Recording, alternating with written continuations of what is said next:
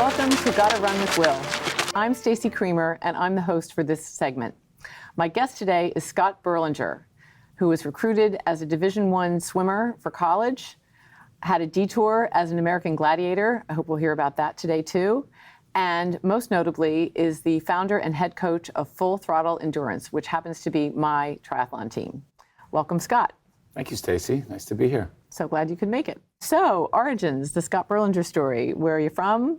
How'd you get started? And what was your first sport? Obviously, my first sport was swimming. I grew up in Cumberland, Rhode Island, which is right on the Mass border, which makes me a diehard Red Sox Patriots fan, which is not going over well in the New York market, but that's okay.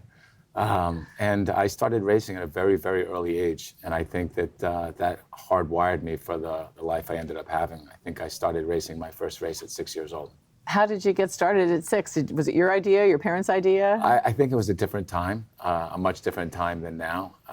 Back then, your parents dropped you off at your local swim club at about 7 a.m. when it opened. And then they came back and picked you up for dinner. And that was called the babysitter. So you swam all day besides the practices, and there was nothing else to do. So how did you then ultimately get into triathlon, adding the other two sports? You know, the truth of the matter is that when you start competing so young, I think there's a burnout. And I raced from that age, both summer and winters, on two different teams until I came out of high school, and then I was recruited to go swim in college. And I never swam one day in college. I arrived at the University of South Carolina and stopped swimming and just became a student. And it was a totally different experience. You know, I was no longer underwater. I was training with a lot more weights, got into bodybuilding at a very, very high level. And that opened up another career for me. But I think truly, if I didn't take that time off, I never would have gone into the sport of triathlon. And when I finally left that career and came back to swimming, it was the next progression. Learn how to bike, learn how to run. That's so interesting. And how did you ever come back to swimming post-collegiate? First of all, when you get into the sport of triathlon, the prototypical male is 5'10", 140, 150 pounds. That was not me. At 6 foot, almost 240 pounds. And I think I finally got into the sport at about 220. So it was a totally different training. I had to really become a cardio beast and stay away from the weights and basically cannibalizing the muscle that I built over 8 years to live a career that was great. So let me get to that career, Sure. since you've alluded to it. Viper, Yes. American Gladiator. You may recognize them, folks at home. So tell me how you got involved in that. I don't think kids grow up thinking I'll be an American Gladiator one day. I don't think they do. No. The truth of the matter is it was just an interview. It was an audition like any other audition you went. When I graduated from the University of South Carolina, I went to Los Angeles, really to use my business degree. And one thing led to another, and I got into clothing sales, which was a big bodybuilding line out there on the West Coast. And I was just sitting with a friend one day in our house in Venice, and came on, come try out for the American Gladiators. And I had always been a very coordinated athlete at many different sports. And he said, you should go do that. And I said, yeah, that's what I want to be, an American Gladiator. And as turning the screw on me, it was one of those things where he said, well, if you can't do it, that's one thing, but don't say you could do it if you can't. And I said, oh, okay. The real deal right there. That's the key right there. I'm not letting go no matter what. So I went out to that audition, and there was a lot of people there, and there was one person that was going to get the job, and it was basically just playing the games until one stood. And that's what happened. That is so you. That is the perfect job interview for you, I have to say. Whoa! Hey, I wasn't even ready! Damn, man. Hey, Tony was great. I'll give him a rematch anytime he wants. It was great. I don't want one. He doesn't want one. Hey, at least let him get the first shot in, right?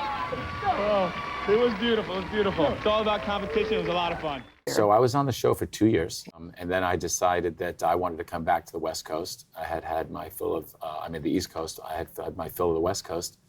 And it was just a really good move for me. Mm-hmm. I had spent my time on the West Coast. I think if you're an East Coast person, eventually you come back East. And when I came back here, I was doing still some more cam work, some more auditioning. I did some stuff with Extreme Fighting, which was the compete group for the UFC, which is mixed martial arts. So I was flown all over the country to train with the different types of martial arts, and that was an incredible experience. I mean, you really start to understand how proficient these guys are and how awesome the training is. And from there, the love for swimming was reborn. And I stopped grappling with the Gracies in New York. Renzo Gracie was our master, and he was awesome. But the more I started swimming, the more I realized I loved it. And I started hanging out with a couple other people. And as everything in my life, one of my friends said, you should do a triathlon. So it was another dare. And I said, okay, I'm going to do it. So my first race was the Westchester Triathlon, which is not a joke triathlon to open up with. No, I've done it. yeah, it's a hard race, it's an Olympic Ocean race. swim. Yeah.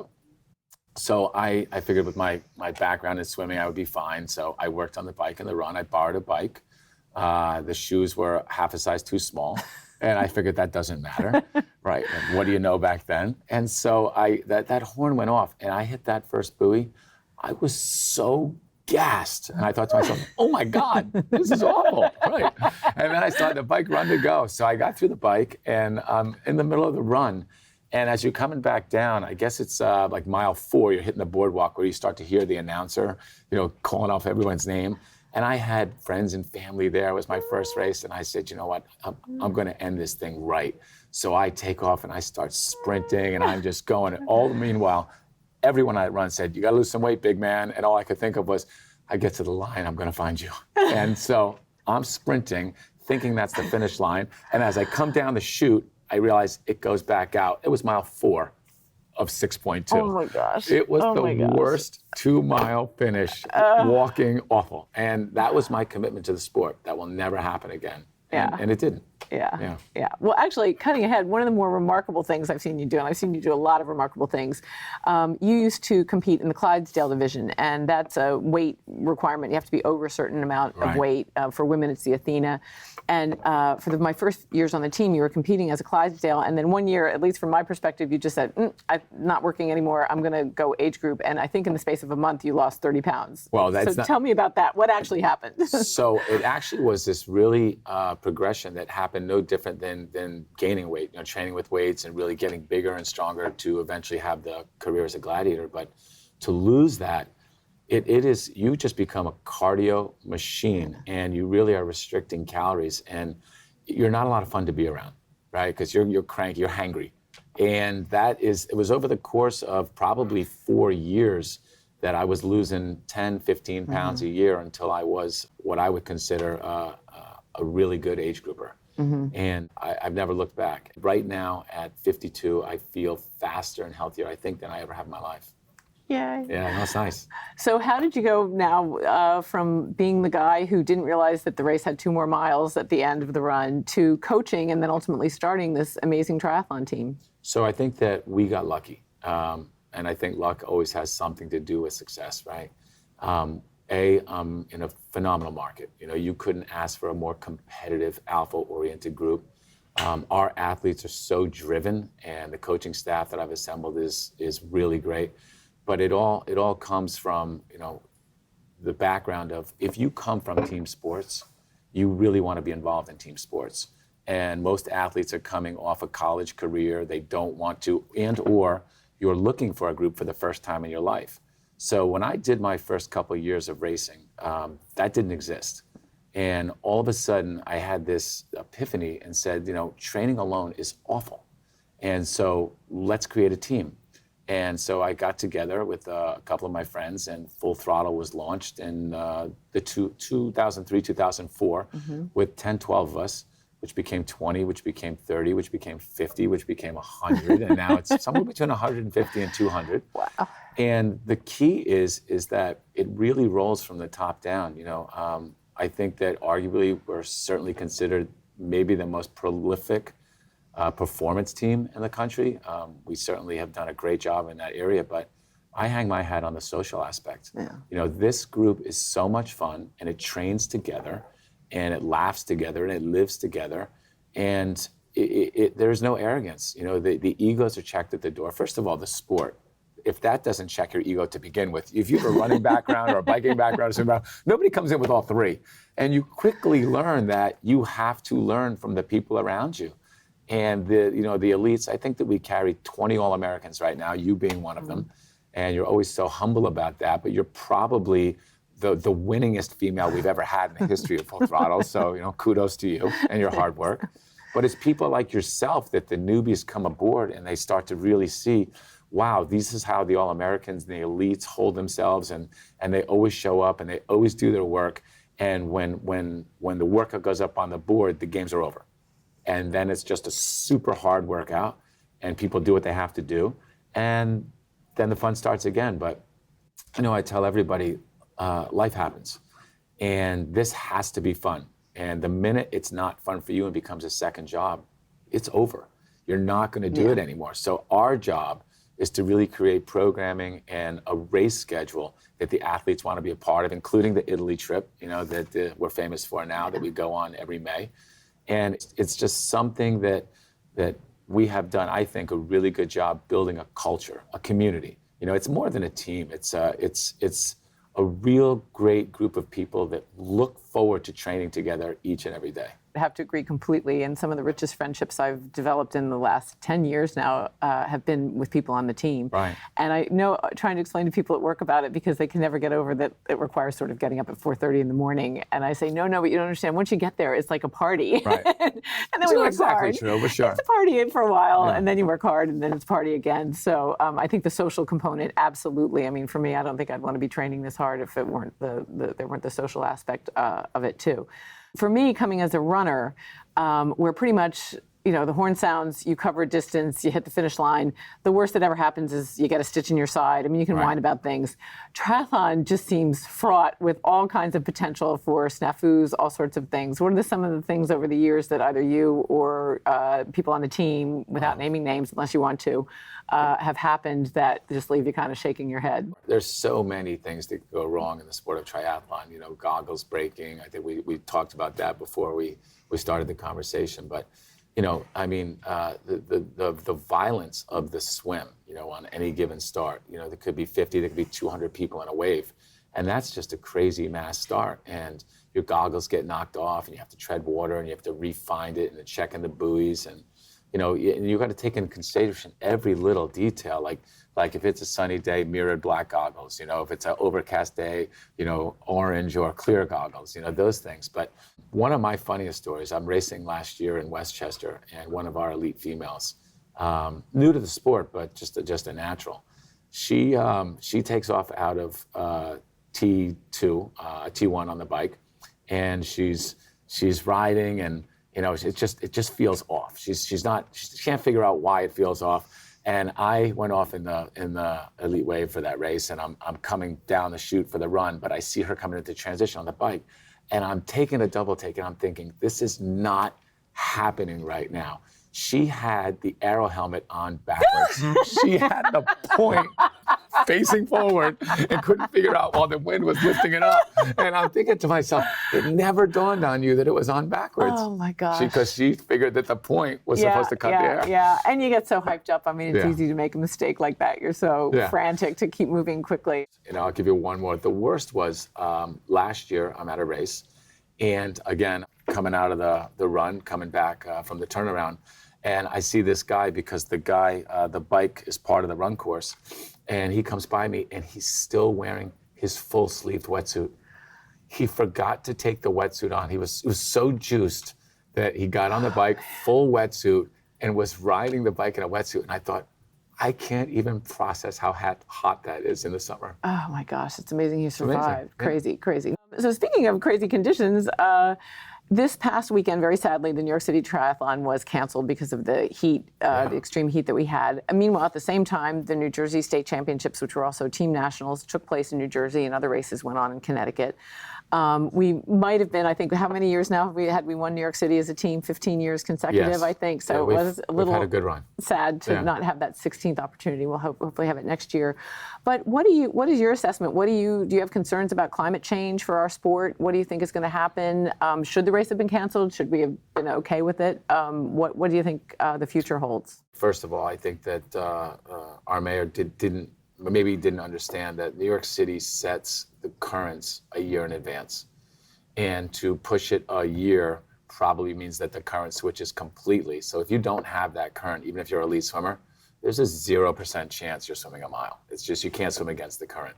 So that was one of those things where it was, we're going to have to cancel it or we're going to do it. Did he make the right call? From a safety point, probably, just because it was 102 degrees and you want all the emergency medical people to be able to help the elderly and people who need them around the city. And if they're all allocated at that one moment in time for the New York City Tri, that's probably not the right call. From a selfish standpoint, I thought that the New Jersey State did a much better job just shortening the course, right? I mean, the swim at the New York City race is irrelevant. When you're doing a mile swim in 12 minutes, pretty much, that's going to be over like that, so you don't need to shorten that. But what they could have done is they could have made that Olympic distance no different than New Jersey, a sprint. They could have done just a quick out and back 12-miler on the bike and then run people 5K into the park and shut it down. It would have been done in half the time, probably before the real heat came.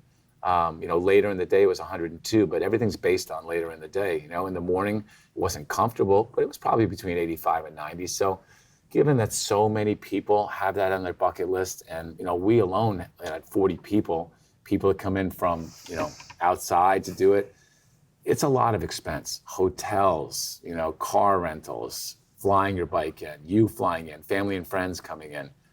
You can't make that up.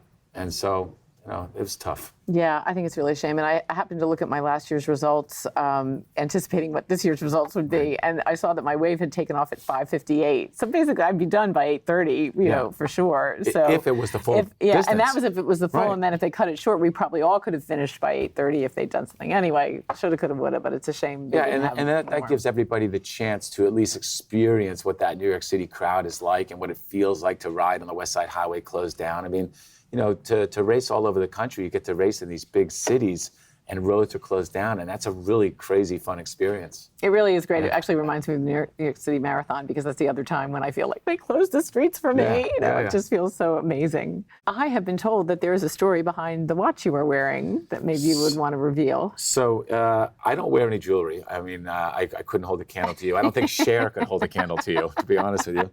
But so the inception of the team, I believe, was 2004. And in 2007, we found out that USA Triathlon had a team national championship. And we didn't have a big team, but we had a really high caliber athlete group of that group. And so we flew out to Las Vegas in 2007 to try to win our first team national championship. And I said to myself, I don't have a nice watch, I don't wear jewelry. I said, I'm going to buy a nice watch and I'm going to have it engraved team national champions if we do that. And I'm going to do it every year we win. Right. This is what I'm saying at that moment. Right. So lo and behold, we went out there and we had a great day. Everybody did their job and we were crowned USA Triathlon Team National Champions, which was awesome. So I bought this Breitling back then and had it engraved, 2007 USA Triathlon Team National Champions. And then we won it in 2008. And then we won it in 2009.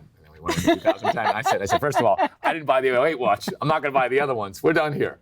And then because of logistics, we didn't go for a very long time, but we went in 2016 and then again this past weekend, and we won again. So we're 6 for 6, and I'm going to stick with one watch. I was going to say, it sounds like you owe yourself some watches there. I don't know. Well, I do notice we have those wonderful banners at Chelsea Piers. Yeah, we created these banners just because I think if you don't do something like that, I think it's lost. There's a reason that pro sports teams hang their world championship banners.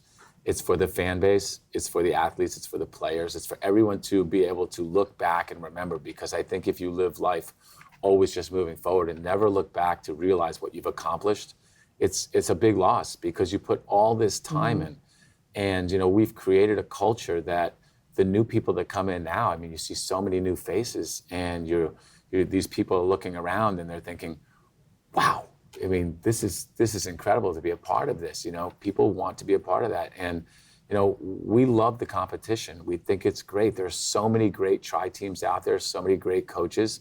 And what we want to do is just remind our athletes of where we came from, who we are now, and make sure. In fact, this past weekend after the Nationals, I went back into Chelsea Piers, and inside the trophy case, which again, if you just pass something on a regular basis, you don't look at it. It just becomes a part of the furniture, right? And so I looked at it and I thought to myself, oh my God, okay, you know what? This isn't happening anymore. So I pulled out a couple different team pictures, 04, 07, just so that the young people could get it. And lo and behold, you're in some of those pictures. And the coaches, when they first started as athletes, are in those pictures. And those are from 15 years ago. Oh my gosh. So these guys, Crazy. you know, I'm saying to the athletes that they're coaching now, you know, at one time these guys were young like you, and they're saying that's old. that's not true. And I said, no, it's right here. And now these are all outside of the that's great. case, I'll have right? to look at Oh, them. you have to. It's great. Well, one thing I love from, depending if I'm in a certain lane in the pool and going towards finishing a lap, if I go like this, I can see the banners sometimes on my stroke. And I think, yeah, you know, we did that. You know, it is a great reminder. I really appreciate seeing them all the time. Yeah, and I think it's important because people want to be a part of something that is really going to elevate them to the goals that they're trying to get to. I mean, it's a big commitment. You know, you're getting, first of all, you're trying to balance work and family and then a social life. And then add to it, I have all these goals that I want to try to reach in this sport that I'm either brand new to or I'm not brand new to it, but now I want to be a top age grouper. And so, you know, this is something that really has to be there for them. And they see that there's a track record and they make that choice. And then we provide the environment that gets them there. Yeah, you certainly do. And that leads to my next question, which was going to be about certain case studies. There's one person I can think of in particular, we won't embarrass him by name, but when he first showed up, he was carrying a little extra weight and he was in the first lane for the swimming, the slowest lane. But more than that, he just had this like sad cloud over him. And I remember I said to you after his first workout, I took you aside and said, what's the guy, what's with the sad guy? And he was going through a tough time in life and really had decided he wanted to transform himself through triathlon. And he's still with the team now. You must have stories like that. Like, it's not all about really tippy-top elite people taking that extra 2%. I mean, what are some of the people that you're most heartened by that you've taken on? Well, I'll tell you, he's a great example and a great friend. You know, on day one, and I'm sure he wouldn't care if I shared the story with him, but he showed up on the track as a track workout, and it's a 5-day-a-week program, and it's a big group. You know, when you see 40, 50 people training together, that's a big number in an indoor facility. Forget out on a field. And he introduced himself, and I said, "You're here for the Full Throttle Endurance program?" He said, "Yes." I said, "Are you sure?" And he said, "Yeah, okay, let's do this." Yeah. And you know, to his credit, he showed up every single day. I believe that the total he lost was somewhere around 50 pounds, which is a totally different human being. And he felt healthy and strong, and he had a great year. And those are the types of stories that we really thrive on. I mean, listen, everybody starts somewhere. You're a beginner in something, sometime, and that was his moment in time. And those stories are the stories that you tell people when they arrive, and then they get it. Absolutely, because I think everyone's a little bit intimidated. And I know early on, I think my first year with the team, I happened to post a picture of the pool where I had gotten there at like whatever, 5:45. And one of my friends said, I feel like I'm seeing a picture of the Bat Cave where all the magic happens. You must get those 10 push-ups in before you start to swim. Nice and nasty. Let's get in the pool. No collision. And I think people are maybe a little bit in awe of the team because of our success. Yeah. But it's important to know that really the entry points for many, many people is not super elite. It's really can be pretty basic, and people who really are just starting the sport even and who need more guidance. Without a doubt. You know, and in the beginning, you know, everything is hard. You know, when we first started in 2003, before we really found our groove and the success that we had, you know, you're trying to find sponsors because to put a team together and then uniforms and then everything that goes with it, you know, it's a difficult part of the equation that people probably don't take into account. And now, after all the success, we've been lucky enough to partner with arguably the best partners on the entire planet. I mean, we signed a long-term deal with Pinarello, who make the best bikes in the world. I mean, there's a reason that the last 5 Tour de France winners were right, you know, besides that they're great athletes, not taking anything away from Chris Froome. It's not about the bike. Yeah. But it's a great bike. Roca wetsuits, Rudy Project helmets and glasses. These are partners of ours that really allow the athletes to get access at a much bigger discount because they're a part of this program. And I mean, it's an expensive sport, right? You know that. Yeah. It's not like running where it's a pair of running shoes and shorts and let's just go run. This is, a Garmin, a couple pairs of bike shoes, your uniform, your cycling and triathlon uniform, helmets, glasses, aero helmet, right? That's different than a regular helmet. Maybe a road bike and a time trial bike if you're able to have it. So all of these things, they add up. And so one of the things that we did, I think, unlike most people, is that we decided, listen, we're going to make access to the athletes, not only on the stuff from the companies we're sponsored with, but let's make travel easier. So we got our first van, our first trailer, right? Now we have 2 vans and 3 trailers. And the athletes literally get to load their bikes into these trailers in their own stall, and then they walk away. And then they just fly to the race site. And on the other side, the trailer is there, the bike is there, the stuff is there. And it starts to make this very difficult, time-consuming, hard process easy. Amen. Yeah. As someone who is not very mechanical, I super appreciate bike load and bike unload when I can just gift you my bike and it gets to South Beach or wherever very safely. And also the discounts with our sponsors is just fantastic, because I always joke there are amateur athletes, they're professional athletes, but there needs to be a word for athletes who hemorrhage money in behalf of their sport without any hope of ever getting any remuneration for it. So any kind of discount on all the expensive gear is greatly, greatly appreciated. I guess we have time. I'd love to hear more about the annual trip to Italy, which sometimes goes to France, which I've been a lucky participant on for many years, and even people who are not on the team can join this group. Yeah. A great friend of mine, John Profacci, who owns and runs the women's pro Colavita team. We decided, I guess at some point, that let's do some outside the country training, like the big pro cycling teams. And it just worked out that, because he's a part of Colavita, we would go to Italy. And I think that I have now done a dozen. So I feel very fortunate to have seen almost all of Italy on a bike with great friends. It's a really great thing. And we do that every May. And we use it as just to really build lots of miles on your legs. And you come back after riding these mountains, and then you come to ride what you thought were hills here. And all of a sudden, it's not so hard. Right. I mean, there's that lag of a week where you're all beat up, but after that, you just feel super strong. And it's nice to get away. Yeah, and it's just so great because everything's planned. I just have to get on the plane. Sometimes I'm only appreciating where we're going when I'm on the plane reading the itinerary. I'm like, oh, we're doing that many miles? Yeah. Oh, God. Oops. I know what's going to happen because it's usually coming right off of winter when it's kind of cold, and I'm a little bit wussy about getting out there in the cold. So, but it's been a great lead into my season year after year. So, and I hear rumor has it we're actually not going to Italy for the We're Italy unclear. trip this year. We're looking at both. Unclear. John Profacci seems pretty clear. We're looking at France and Spain, so we'll see. The back end of that is that it's also nice to get out of the way. I mean, we're lucky enough that we have the Chelsea Piers Fitness Center, and I've been there since 1996, so I'm really dating myself. I arrived there at 29. To be able to train in the nicest complex in the country year-round is phenomenal, because otherwise you want to kill yourself. But to be able to finally break out doors, right? And be able to go to Italy and race in South Beach in April. I mean, we're not like the Southern teams or the California teams that you roll out of your driveway and you're out in the sun. Yeah. We do a lot of pain cave work, which is deep in the winter. Pain cave is right. Where you don't want to get up because it's cold out and it's terrible. But, lucky enough, we have partners, again, that have this same shared vision of performance. And that makes all the difference. Yeah. And showing up for the team is half the thing. I mean, half the time I'll show up for my friend Dan and he'll show up for me. Meanwhile, neither one of us wanted to go, but we sort of had a deal that we were going to run together after the swim or something. And to your point, that's what this team is about.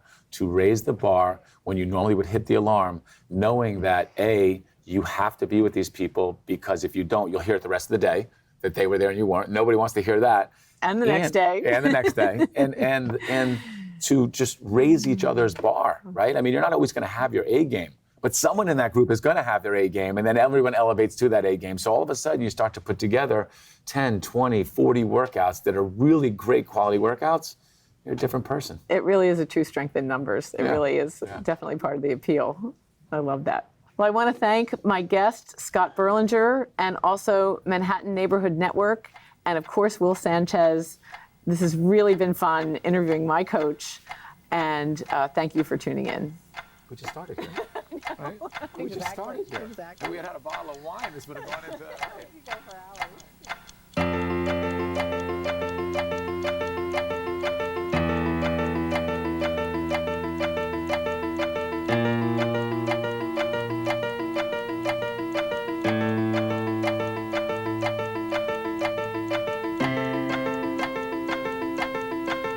I really want to thank Scott Berlinger for coming today and letting me talk with him about one of my favorite subjects, full throttle endurance. And I also want to give a shout out to my many and all beloved teammates on Full Throttle. I've been with the team now for 10 years, and I really, I owe any success I have in triathlon to the team and the coaching, and more particularly to the friendships, some that run really pretty deep. So I'm very, very grateful and glad to be here. I want to thank Will Sanchez and Gotta Run. I want to thank Stacy for having me here. Her humility and ability to race and always making it fun has really made hanging with her, coaching her, and being here today a lot of fun. I want to take the time to thank the coaching staff and the Full Throttle team, all the athletes. Without your hard work and dedication, this just wouldn't be the calling of my passion that it really is. I mean, you guys make coming to work every single day a complete pleasure. I want to thank Chelsea Pierce Fitness for providing and sharing a shared vision of performance, Pinarello Bikes, Roca, Rudy Project, Colavita. Without all you guys around us and making sure that we have the best products and everything we need, the performance that we have would not be where they are. So I want to thank you all for tuning in, and I got to run.